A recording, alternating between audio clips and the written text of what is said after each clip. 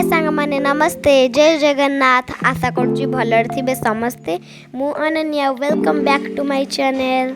मु आज आपण को नहीं आसी छत्रपुर गोटे सुंदर मंदिर को मंदिर मेन एंट्रेंस। बर्तमान हम भीतर को जिबा। मंदिर भीतर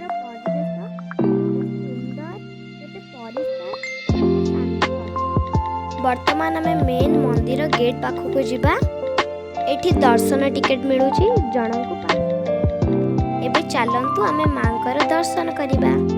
ये हेउची माँ रामचंडी शक्तिपीठ। एबे मंदिर चारिपटे केते सौंदर्यकरण हेची सेडे टिके देखिदबा।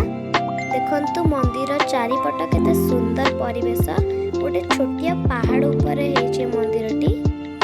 मंदिर पाखरु प्रकृति देखिबाकू बहुत सुंदर लागुची। एठी आम फैमिली रो समस्ते फोटो उठाउछंती। देखंतु केते मजा करछंती समस्ते। मंदिर चारि पाख देखंतु केते सुंदर लागुची। मंदिर रे केते सुंदर कारुकार्य हेछि।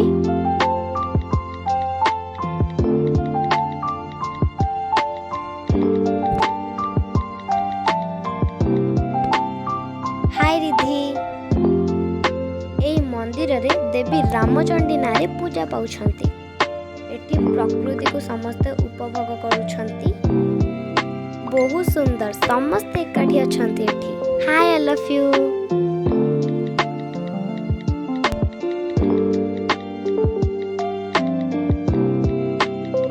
आज बहुत बड़ा भाग्य मां को आरती भी देखिबा को मिलिला। जय मां रामचंडी की जय।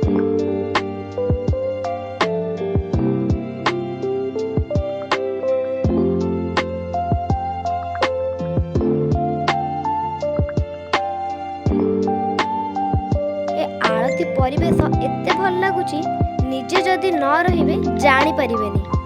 केते सुंदर मां को आरती परिवेश पूरा भक्तिमय। एठी सबु भक्त माने मजी जाइछंती मां को आरती रे। मां को आशीर्वाद रु समस्ते भल रु। आमे भी नै जिबा मां को आरती। मां रामचंडी समस्त जगतर कल्याण करंतु एतिकी मां को पाखरे मोर प्रार्थना। मां को भोग भी पाइलु। बहुत बढ़िया भोग होइछि बुंदी। सांग माने मां को दर्शन करी मां को आरती देखी आपण को मंदिर टी केमती लागे कमेंट बॉक्स में निश्चय जणेबे। जय मां रामचंडी। एबे वर्तमान में बाहर को जिबा। दीदी माने मो सांग मान को मो चैनल रे हाय कहि दियो।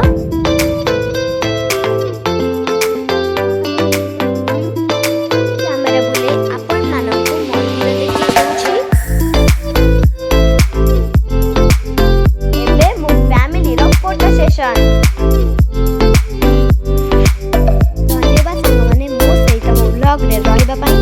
चैनल नुआ अछन मो चैनल को सब्सक्राइब कर दियंतु आ मो वीडियो को लाइक कर